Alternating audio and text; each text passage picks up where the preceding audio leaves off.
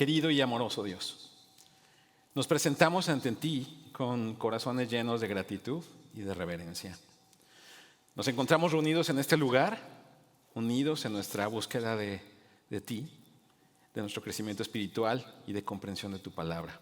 Así que, Padre Celestial, venimos a ti porque tú eres la fuente de toda sabiduría y verdad. Reconocemos tu presencia entre nosotros y te pedimos humildemente que abras nuestros corazones y nuestras mentes para que podamos recibir tu palabra con humildad, con receptividad también. Señor, vivimos en un mundo que a menudo está lleno de caos, incertidumbre y división. En medio de estos desafíos es que te buscamos como nuestra ancla, como nuestro refugio, como nuestra fortaleza. Concédenos sabiduría para enfrentar nuestras luchas y la fe para confiar en tu plan perfecto. Oramos por la unidad dentro de tu cuerpo, para que por encima de nuestras diferencias podamos mantenernos unidos en amor y armonía, contribuyendo individualmente para el beneficio de todos por el ejercicio de los dones que nos has concedido por tu Espíritu Santo. Te pedimos esto en el nombre de tu precioso Hijo Jesús. Amén. Muy bien, pues abran sus Biblias en 1 Corintios, capítulo 12, versículos del 1 al 3. Va a aparecer aquí en la pantalla. Si lo quieres seguir en tu Biblia está muy bien. Y hay algunas palabras que están resaltadas, así que conforme yo vaya leyendo, si puedes apoyarme leyendo esas palabras que están resaltadas, me ayudaría muchísimo. Dice así la palabra de nuestro Dios, 1 Corintios capítulo 12, versículos del 1 al 3. En cuanto a no quiero, hermanos, que sean ignorantes. Ustedes que cuando de una manera u otra hacia los ídolos mudos. Por tanto, les hago saber que nadie hablando por él dice Jesús es anatema, y nadie puede decir Jesús es el Señor, excepto por el Espíritu Santo. Y pues este pasaje está abordando el tema de los dones, bueno, de los espirituales, porque en el texto original no se encuentra la palabra dones. Esto es algo interesante, pero no se espanten. ¿De dónde sacamos entonces que habla de los dones? Bueno, el capítulo 14 también empieza hablando de los espirituales. Una forma de leer probablemente el versículo número 1 sería: en cuanto a los temas espirituales, en cuanto a los espirituales, quiero, hermanos, que no sean ignorantes, o quiero que sepan esto. Así que, ¿de qué es de lo que está hablando Pablo? Si llegamos al versículo número 4, veremos que ahí es donde empieza a introducir la palabra hay diversidad de dones.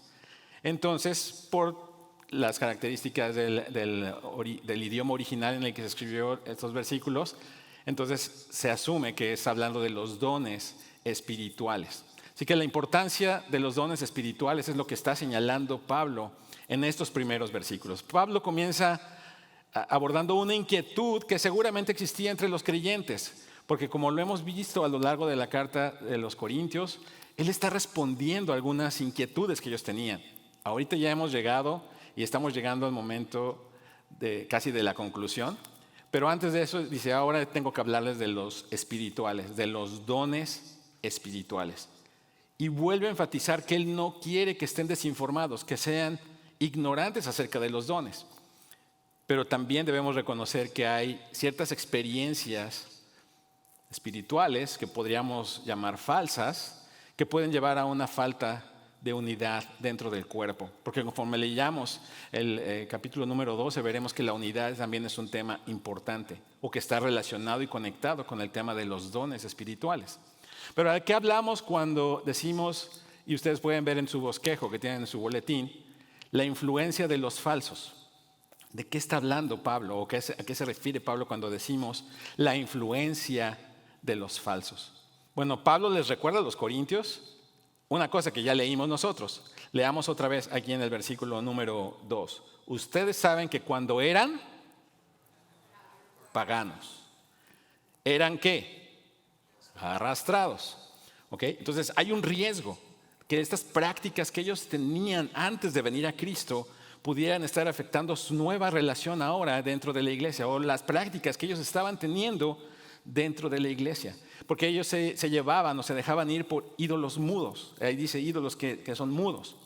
Una característica interesante de este versículo número 2 es que nos muestra indirectamente, que muchos corintios no eran judíos, sino eran gentiles, eran paganos. Antes de que Pablo llegara, ellos adoraban ídolos. Y este tema de la idolatría ya lo hemos visto también en algunos capítulos anteriores. En Hechos capítulo 18 nos cuenta cómo algunos judíos se convirtieron gracias a la obra misionera de Pablo, pero también había muchos gentiles. Y hemos visto también señales de esto en la carta a los Corintios, cuando menciona los temas de inmoralidad, por ejemplo, en el capítulo número 6, o cuando trató el tema de los matrimonios mixtos en el capítulo número 7, o sobre qué alimentos podían o no comer, que habían sido sacrificados ¿a quién? A los ídolos. Y Pablo vuelve a traer el tema de los ídolos. Así que probablemente era una práctica que nosotros no alcancemos a comprender del todo, aunque en cierto sentido lo podríamos entender. Los latinos somos muy dados a tener o buscar un objeto al cual reverenciar o creer o confiar, ¿no? Algunos hasta los ponen de cabeza y hacen algunas otras cosas, ¿no? Porque sí tenemos una cierta esperanza ahí. Es la manera en la que fuimos entretejidos. Tenemos este sentido de buscar algo que adorar, ¿no? Por eso Pablo está diciendo, bueno, tengan solamente cuidado de que esas prácticas que tenían antes de venir a Cristo no estén afectando la unidad de la iglesia o su concepto sobre lo que se considera espiritual. Recuerden que al principio de la carta Pablo les dice, quise escribirles como a espirituales, pero no pude. Y cuando hablamos de los dones, por supuesto pensaremos, no, pues que solo los hermanos espirituales, solo las personas espirituales pueden tener esas características o estos dones. Pero ¿qué son estos dones? ¿Cómo se comen? ¿No? Bueno, ahorita vamos a hablar un poquito de eso más.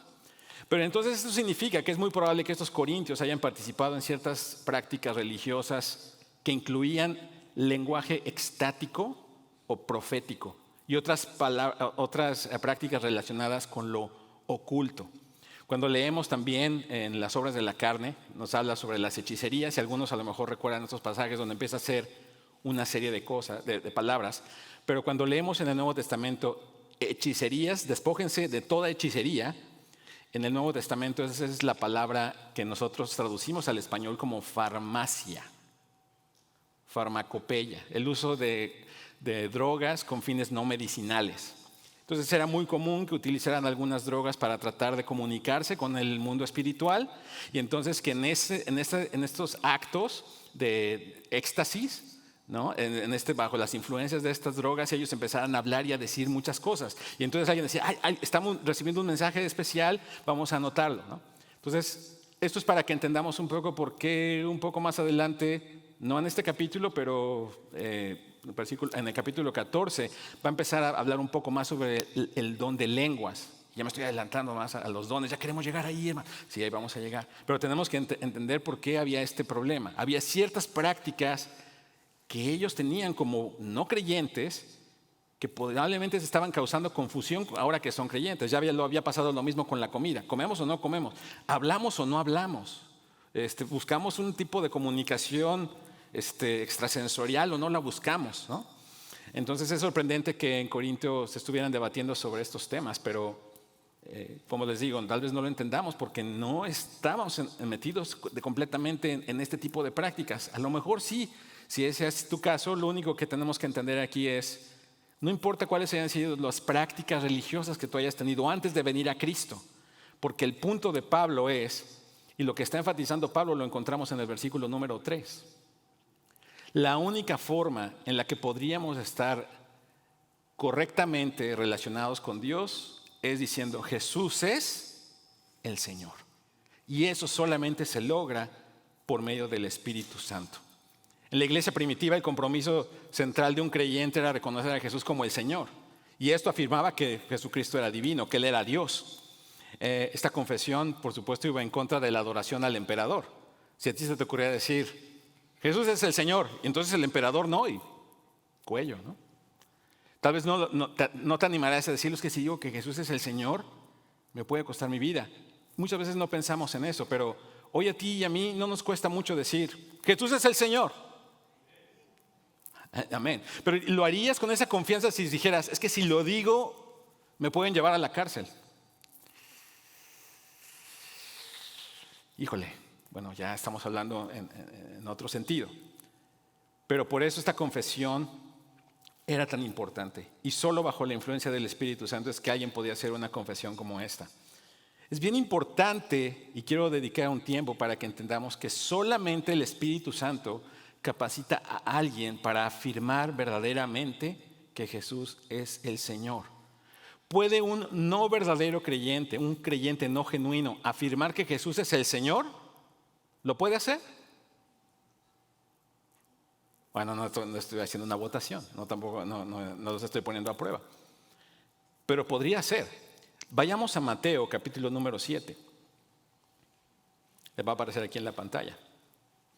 Y esta es una porción del Sermón del Monte. Y miren cómo conecta con este tema que está tratando Pablo en esta carta a los Corintios. ¿Qué dijo Jesús en el Sermón del Monte? No todo el que me dice. Gracias por los que están repitiendo las palabras resaltadas. Gracias. ¿Entrará en dónde? En el reino de los cielos. ¿Sino quién? Que está en los cielos. Muchos me dirán en aquel día. No, en tu nombre y en tu nombre. Y en tu nombre. Entonces les declararé, jamás los conocí. Apártense de mí. ¿Quiénes? Entonces es posible que alguien diga, Jesús es el Señor, y esté genuinamente sugestionado de que es cristiano. Fíjense qué estaban haciendo estas personas que decían, Señor, Señor. Profecía, echamos fuera demonios, hacemos milagros. Oye, pero esas son cosas que solamente un cristiano puede hacer. A ver, espera. Por eso tenemos que regresar a la carta de los Corintios y decir, ¿por qué Pablo entonces es tan importante que esté diciendo solamente el que dice Jesús es el Señor es por medio del Espíritu? Y los dones que hemos recibido están conectados con el Espíritu.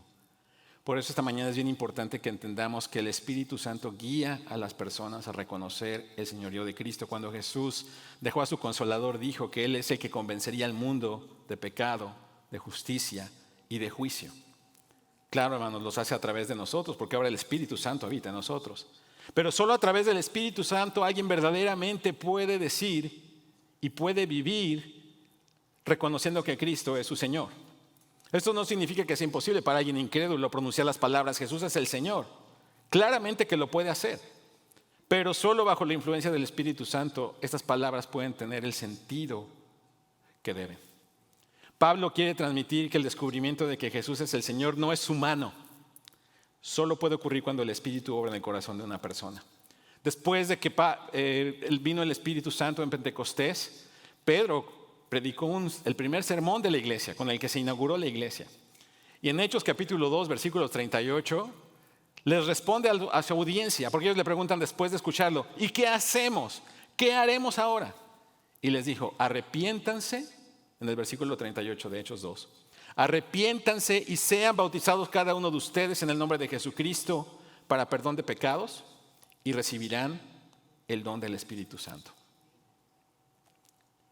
Para ser salvos, según estos versículos, hay algunos pasos que debemos seguir. El primero de ellos es el arrepentimiento. El arrepentimiento significa que tú reconozcas tu necesidad de ser perdonado. ¿Pero de qué? No he hecho nada malo, me he portado bien. Bueno, ya por ahí estamos empezando mal. Tienes que reconocer que has pecado, que vives apartado de Dios, que has decidido irte por tu propio camino y debes apartarte de tus caminos pecaminosos. Esto implica un cambio sincero de corazón y una decisión de seguir a Jesús. Necesitamos confesar nuestros pecados delante de Dios y buscar su perdón. No hay justo ni aún uno. Todos necesitamos arrepentirnos de nuestros pecados. El bautismo sería el siguiente paso. Bueno, no vamos a ponerlo como paso 1, 2 y 3, pero porque así es como lo está mencionando Pedro. Pero el bautismo es esa expresión externa de que tú dijiste, sí, yo me arrepiento y acepto que lo que dice Dios está bien. Yo soy pecador y fuera de Dios y de Jesucristo y de su sangre voy a estar condenado. Una vez que tú has hecho eso, la consecuencia natural debería ser la expresión externa de esa fe interna y de tu compromiso con Jesús, que es lo que vamos a celebrar en un par de semanas. El bautismo se realiza en el nombre de Jesucristo porque simboliza nuestra identificación con Él. ¿En cómo nos identificamos con Jesús? En su muerte, en su sepultura y en su resurrección. Así que a través del bautismo declaramos públicamente nuestra fe en Jesús y nuestro deseo de seguirle. Pero mira, puede pasar lo mismo que cuando alguien dice Jesús es el Señor. Y podría ser que alguien que no es creyente se bautice. A veces lo hacemos por presión social. A veces lo hacemos porque pues, es que yo soy el último de la familia que no lo ha hecho. ¿Y tú cuándo te vas a bautizar? No. Si piensas eso, no lo hagas. Y puede haber el caso de que alguien ya lo haya hecho y no sea un creyente genuino, también puede suceder. Eso no es mágico. O sea, no porque te sumerjas en el agua y vas a salir, ya por obra y arte de magia, ya eres otra persona. Es un cambio que hace el Espíritu Santo en el momento que tú crees y en el momento que te arrepientes. El bautismo solamente es esta expresión externa de algo que está pasando internamente. Es un testimonio externo. Y finalmente dice que debemos recibir el don del Espíritu Santo. Porque el Espíritu Santo viene a morar a nosotros, guiándonos, capacitándonos y transformándonos. El Espíritu Santo es entregado como un don en sí mismo para administrar los beneficios de la obra redentora de Jesucristo en nosotros. Y nos capacita para vivir una vida que le agrada a Él y nos habilita para servir en su reino. De eso se trata 1 Corintios 12. ¿Cómo nos habilita el Espíritu Santo para poder trabajar en el reino de Dios? Así que es importante resaltar que la salvación es para todos los que crean en Jesucristo. La promesa de salvación es para ti, para tus hijos y como dice Hechos 2:39, para todos aquellos a quienes el Señor nuestro Dios llame. Porque si tú estás aquí no es porque tú estabas buscando a Dios. Él te estaba buscando y Él te encontró. Así que si estás en esta mañana aquí no es casualidad. Es una más de los intentos de Dios por acercarse a ti y decirte aquí estoy. Así que si tú no has tomado estos pasos, te animo a que busques a Dios de todo corazón, te arrepientas de tus pecados y tomes la decisión de seguir a Cristo. Al final del servicio, acércate a las mesas de conexión. Con mucho gusto ellos te pueden guiar en este proceso y te van a ayudar para crecer, para que crezcas en tu fe. Recuerda que la salvación es un compromiso de por vida de seguir a Jesús y de permitir al Espíritu Santo que obre en y a través de ti.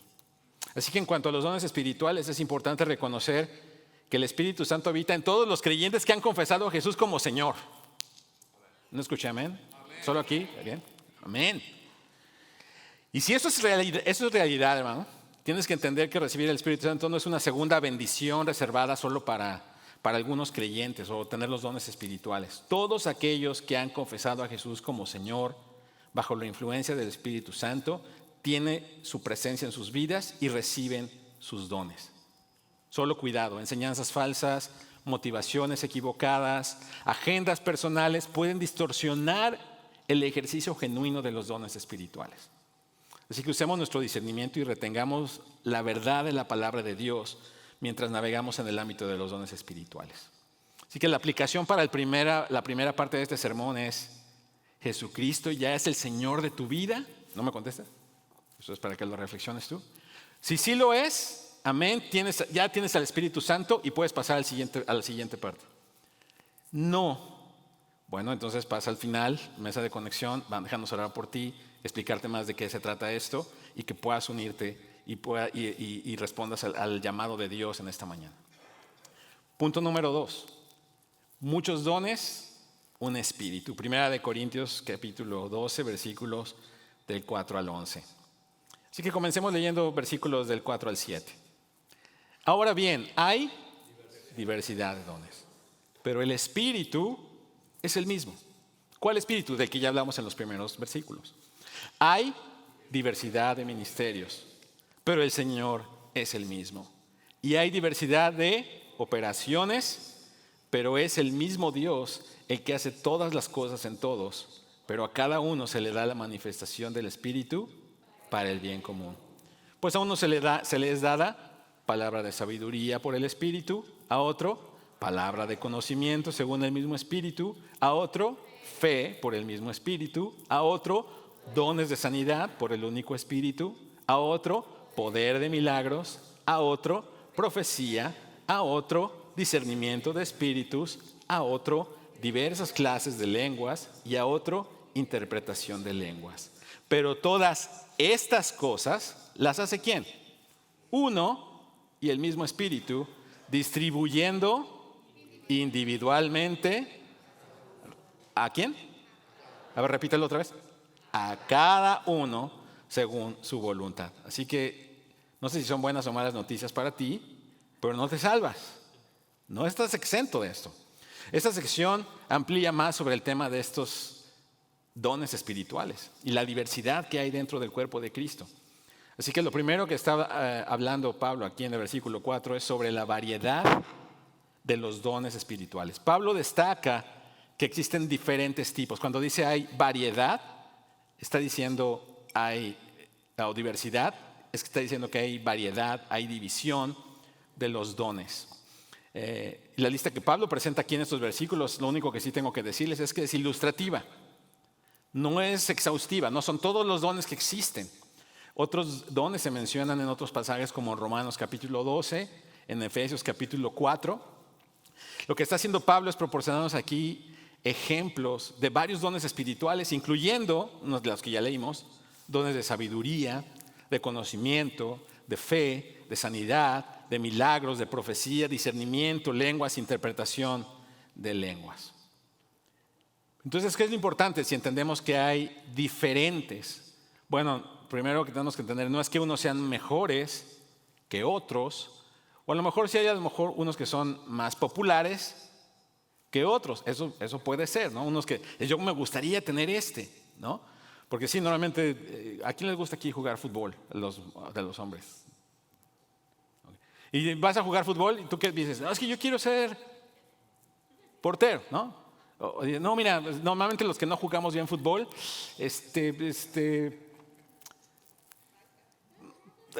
no, porque a veces ni de defensa, hermano. Yo me acuerdo una vez que me pusieron de defensa en el equipo, porque no soy muy bueno, y entonces le pegué a la pelota, pero la saqué. Y todos, wow, bien, bien, bien. Y dije, ¿pero qué hiciste? La saqué. Fue un churro, ¿no? No sabía ni lo que estaba haciendo, ¿no? Pero a veces sí quisieras como, ¿quién es el más popular, no? El fútbol americano. Todo el mundo quiere ser el mariscal de campo, ¿no? El quarterback. Y así podemos verlo en diferentes áreas. Y a veces queremos traer esto a la iglesia y decir, bueno, ¿y cuáles son los mejores dones, no? ¿Cuáles son los mejores ministerios? ¿Dónde está lo mejor, no? No, pues lo mejor es ser pastor, ¿no? Pero no estoy diciendo. Porque hay un don de pastor, bueno, no está en ¿verdad? Está en otra de las listas. Lo importante no es cuáles son, eso no es lo más importante. Lo más importante es quién los da, cuál es el origen de la fuente de estos dones espirituales y cuál es el propósito de darlos. Eso es ahorita lo más importante y lo que tenemos que pensar. Pablo enfatiza que es el Espíritu Santo el que distribuye estos dones. ¿Y a quién se los da? A cada creyente individualmente según su voluntad. Todo creyente ha recibido al menos un don del Espíritu Santo. Ningún cristiano, sin importar quién sea, puede decir, Dios me ignoró cuando repartió los dones. Claro, algunos, el único don espiritual que tienen es que están disponibles. No me entendieron. Bueno, luego les explico. Esto no significa que todos hayan reconocido su don. ¿Cuántos de aquí ya reconocieron su don espiritual? Ok, veo como temor, ¿no? No les voy a preguntar cuál es, no se preocupen. Pero cuando decimos, no quiero que sean ignorantes de los dones, tenemos que ser muy honestos y decir, probablemente sí somos. Entonces, por eso este mensaje es para nosotros hoy. No debemos ser ignorantes. ¿Por qué? Por el propósito que tienen los dones espirituales. No estamos tampoco diciendo, ¿verdad?, que todos estemos limitados a tener solo un don. Puede ser que algunos hayan recibido varios, ¿no? Ya comentaba con Marco sobre alguien que decía que él había recibido todos. Y, híjole, no sé, es una gran responsabilidad decir eso. Pero lo que sí es cierto es que nadie ha recibido todos los dones y tampoco nadie ha sido excluido. ¿Ok? Eso es importante. Probablemente ahorita no sepas cuál es el tuyo o no te quieres comprometer o darte cuenta cuál es el tuyo porque en ese momento te van a llamar y te van a decir, entonces ven a servir. Porque hay diversidad de ministerios, ¿verdad? Digo, de dones. Pero después dice, hay diversidad de ministerios. Claro, ahorita vamos a leer los siguientes versículos. Pero observemos qué maravilloso. Las tres personas de la Trinidad están involucradas en el otorgamiento de estos dones espirituales. Y no solamente del otorgamiento, sino en su funcionamiento en nuestras vidas. Porque proceden del mismo Espíritu, del mismo Señor, del mismo Dios. Aunque solemos hablar de los dones del Espíritu, Fundamentalmente son los dones de Dios Trino. Probablemente deberíamos de cambiar nuestra terminología en nuestras comunidades cristianas. Si bien el resultado neto que recibimos los creyentes es el mismo, porque todos recibimos un don, se utilizan 3 palabras diferentes en los versículos del 4 al 6. Y cada una lleva un aspecto diferente. Dones, charisma, es una dádiva, una facultad milagrosa que viene de parte de Dios. Luego hay diversidad de ministerios, que es la palabra diaconía. ¿Te suena esta palabra, alguna palabra que usamos en español? Diácono, ¿no? Dice, muy bien. ¿Por qué? Porque tiene que hablar algo que usamos para el servicio de Dios y a los demás. Por alguna razón, los latinos siempre creemos que tenemos automáticamente el don de servicio, ¿no?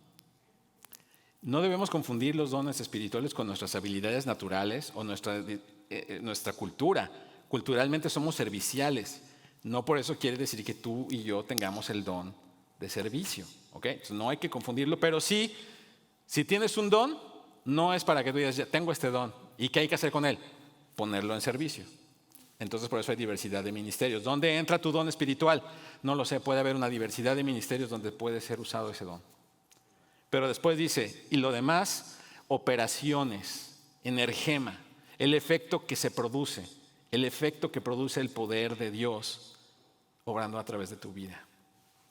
Así que observemos en este versículo número 7 que Pablo simplemente utiliza la expresión, por eso la manifestación del Espíritu. Cuando habla de la manifestación del Espíritu, no está hablando del fruto del Espíritu. Es decir, ¿cómo nos damos cuenta que tienes el Espíritu? No, manifestación del Espíritu está hablando de esta diversidad de dones, de esta diversidad de ministerios, de esta diversidad de operaciones. ¿Cuál es el propósito de los dones? Si tú ya los recibiste, entonces. Muy bien, ¿qué dice nuestro versículo después ahí? Que es para el bien de todos. Estos dones no son simples coincidencias o tus logros personales o las habilidades que tú has desarrollado a lo largo de toda tu vida. Porque a lo mejor tú dices, es que yo doy clases en la escuela, yo tengo don de enseñanza. Y a veces así confundimos los dones espirituales. No puedes hacer eso. No debes pasar por alto la importancia de reconocer y utilizar que estos dones son para el beneficio de todos.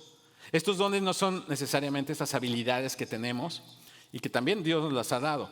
Sí las puede usar, las puede usar. A veces se conectan, sí se pueden conectar también. Pero los dones, el don o los dones que hemos recibido no son para nuestro beneficio personal. ¿Qué dice el versículo 7? ¿Para quién? A ver, ahí en la pantalla, versículo 7. ¿Para el qué?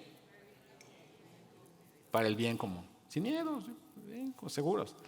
Se nos han dado para ayudar a beneficiar a los demás. Aquellos creyentes que muestran orgullosamente sus dones para su propia gloria en lugar de la gloria de Dios, están haciendo mal uso de sus dones. Qué padre que tengas este don y por qué no estás sirviendo. ¿No? Es por esta razón que Pablo pronto escribe una extensa sección también de este capítulo para hablar sobre el cuerpo de Cristo y cómo es que debe de funcionar. Así que la aplicación para este segundo punto sería, ¿has identificado tus dones? Sí, perfecto. ¿Los estás usando para el bien común? Chécale. ¿Has identificado tus dones? No. Bueno, te podemos ayudar también a eso, a ver cómo identificar cuál es el que tienes. Porque si no lo identificas, pues cómo lo vas a poner para el uso de los demás. Porque tenemos que entender, y esta es la tercera parte de este pasaje, que somos muchos miembros, pero ¿cuántos cuerpos? Uno. Versículo 12, y aquí voy a leer algunos versículos, no voy a leer todo, del 12 hasta el 31. Pero dice, así como el cuerpo es y tiene muchos miembros, pero todos los miembros del cuerpo, aunque son muchos, constituyen un solo cuerpo. Así también es Cristo. Pues por un mismo espíritu fuimos todos bautizados en un solo cuerpo, ya judíos o griegos, ya esclavos o libres, a todos se nos dio a beber del mismo espíritu, porque el cuerpo no es un solo miembro, sino muchos. Entonces, no pienses que la iglesia eres tú. No, es que si yo no voy el domingo, pues no funciona nada ahí. No, la iglesia no eres tú, ni soy yo, ¿no? Ahora bien, Dios ha colocado, y versículo 18 dice, Dios ha colocado, dilo conmigo, Dios ha colocado, ¿a quién? A cada uno de los miembros del cuerpo según le agradó. No, hombre, es que no me gustó mucho donde me puso Dios, ¿no? Ya es otro tema. Estás peleando con Dios por dónde te puso Él. Claro, no creas también, ¿verdad? Que existe el ministerio de calentabancas. O sea, ese no es ministerio. O sea, si tú estás ahí, yo aquí estoy manteniendo que las bancas estén calientitas. No. Dios ha colocado a cada uno, porque algunos piensan, ¿en qué ministerio estás, hermano? Estoy en el ministerio del pez. ¿Qué haces? ¿Qué hace el pez? Entonces, a lo mejor estás allí en el ministerio del pez. No, Dios te ha colocado y ha colocado a cada uno de los miembros en el cuerpo como Él quiso. Y si todos fueran un solo miembro, ¿qué sería del cuerpo? Sin embargo, dice versículo 20, hay muchos miembros, pero un solo cuerpo. Otra vez, hay muchos, diversidad, pero hay unidad. Solo hay un cuerpo. Y el ojo no puede decir a la mano, fuchi, no te necesito. Ni tampoco la cabeza, los pies, no los necesito. Imagínense que de repente un día está su cuerpo parado sobre las vías del tren y de repente a lo lejos escucha, pu, pu, pu, pu. ¿Qué dirías? El tren, ¿no? Y entonces tu cuerpo manda todas esas señales, dice el tren. ¿Cuál de las partes del cuerpo crees que son más importantes? Las piernas, la cabeza, los ojos, los dedos, no sé, ¿no? Pero bueno, en esta historia los ojos son los que se consideraban los más importantes y decían, pues ustedes dirán que escuchan un tren, pero yo no veo nada. Yo no veo nada. Entonces ya se empieza a acercar un poco más el tren. Perdón por mis efectos de sonido, no soy muy bueno. Y entonces de repente ya también las piernas empiezan a sentir como que las vibraciones. Ya se escucha más fuerte y los oídos, alerta, alerta, alerta, ahí viene el tren, ahí viene el tren. Y los ojos, yo no veo nada. ¿Qué va a pasar si siguen en esta actitud los ojos? ¿Qué va a pasar? Mira, no va a ser un buen final, ¿no? Pero a veces sí nos pasa en la iglesia. O sea, a veces pensamos, tenemos este don, estoy en esta función dentro del cuerpo, nadie puede hacer esto si no estoy yo.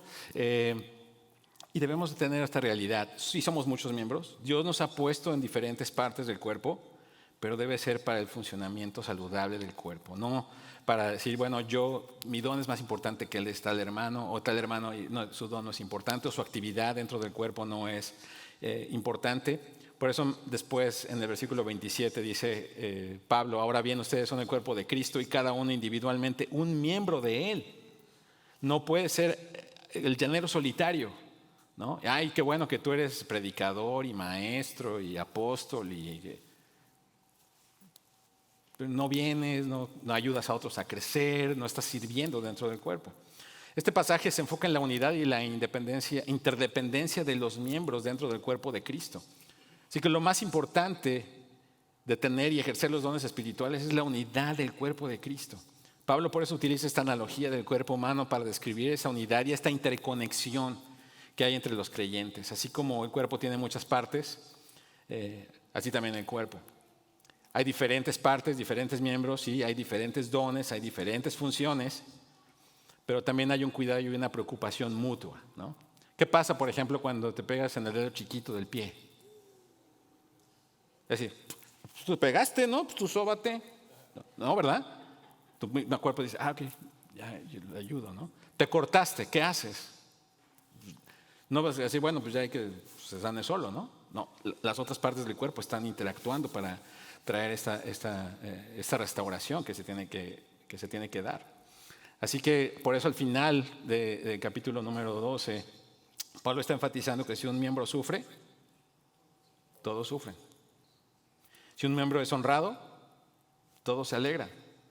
De ahí lo importante que estemos compartiendo nuestras peticiones de oración, nuestras necesidades, nuestras victorias también, ¿por qué no?